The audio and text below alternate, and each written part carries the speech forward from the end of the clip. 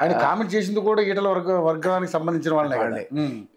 ఈ వర్గానికి మాకు సరైన ప్రాతినిధ్యం పార్టీలో దొరకట్లేదు, అందువల్ల మాకు అంటే మనం పట్టించుకోవట్లేదు, కావాలని ఒక వర్గం మమ్మల్ని తొక్కేస్తున్న ఆ ఫీలింగ్ అన్నది ఈటల వర్గంలో తీవ్రంగా ఉంది. తీవ్ర అసంతృప్తి ఉంది ఈటలకు ఉంది. అంతకుముందు వాళ్ళ మీద తన తీసేశారనే కోపం ఆయనకు ఉంది. ఈ ఎవరో వాళ్ళు పూనుకొని వీళ్ళందరినీ సమన్వయపరిచి ఒక గొడుగు కింద తీసుకురాకపోతే అసలు బీజేపీకి చాలా నష్టం జరుగుతుంది. మనం గతంలో కూడా అనుకున్నాం. ఈరోజు లోకల్ బాడీ ఎలక్షన్స్ వస్తే ఎవరున్నారంటే నెంబర్ 1 బీజేపీ ఉంది, నెంబర్ 2 బీఆర్ఎస్, చచ్చిపోయిన బీఆర్ఎస్ పుడుతోంది, 3rd ప్లేస్లో కాంగ్రెస్ ఉందనుకుంటే అసలు బీజేపీ లేవట్లేదు.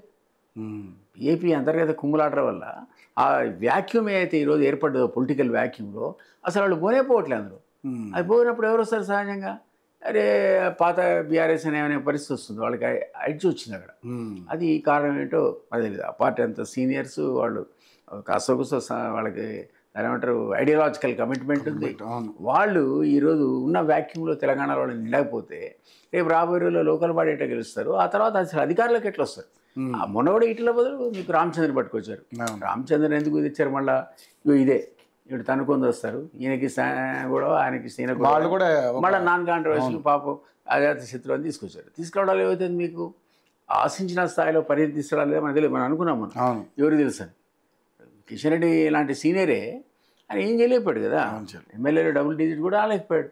ఒక్క ఎంపీ స్థానం వచ్చేవరకల్లా టీఆర్ఎస్ సరెండర్ అయ్యి తన ఓటు బ్యాంకును కన్వర్ట్ చేసేసి అటు టర్న్ అయింది కాబట్టి వాళ్ళు 4 కాస్త 8 అయిపోయారు ఎంపీలు. కానీ న్యాచురల్ యాక్సెప్టెన్స్ తెచ్చుకోవాలో, వ్యాక్యూమ్లో బలోపేతం కావాలో ఆ పద్ధతిలో బీజేపీ కాలే. ఇది ఉన్నటువంటి పెద్ద కాంట్రవర్సీ ఈరోజు అక్కడ. ఇప్పుడు రాబోయే ఎన్నికల్లో పరిస్థితులు మళ్ళీ ఇలాగే ఉంటాయని రూల్ ఏం లేదు, ఇంకా ఘోరంగా. ఎందుకంటే ఇప్పుడు బీజేపీ కూడా స్ట్రాంగ్ అవ్వాలనుకుంటుంది. మరి ఏది మరి అనుకుంటున్నారు, కానీ యాక్షన్ ప్లాన్ ఏది?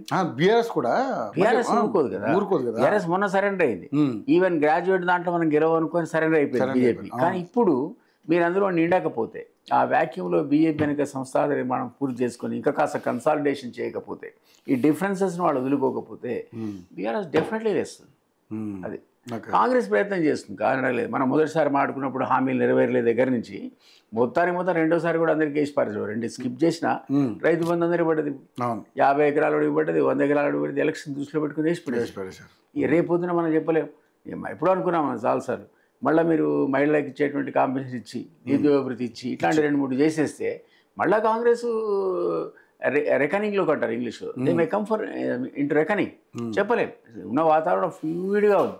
ఈ ఫ్లూయిడ్గా సందర్భంలో వీళ్ళ గొడవలు, అంతర్గత కుమ్ములాటలు, ఇది ఇటువైపు కాంగ్రెస్ పార్టీకి, ఇటు బీఆర్ఎస్ పార్టీకి కూడా వీళ్ళు ఒక రకంగా హైప్ ఇచ్చినట్టే కదా.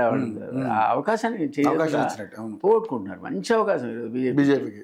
అట్లాంటిది వాళ్ళు, నేను బీజేపీ అలయన్స్లో ఉన్నా, అవును, నేను అన్నమాట అనకూడదు, కానీ అది వెల్విషరే చెప్తున్నాను. అంతేగా సార్, ఇప్పటికైనా సరే డ్యామేజ్ కంట్రోల్ వాళ్ళు చేయాలి, సీనియర్స్ పూనుకోవాలి, చేసి వీళ్ళిద్దరిని కూర్చోబెట్టాలి.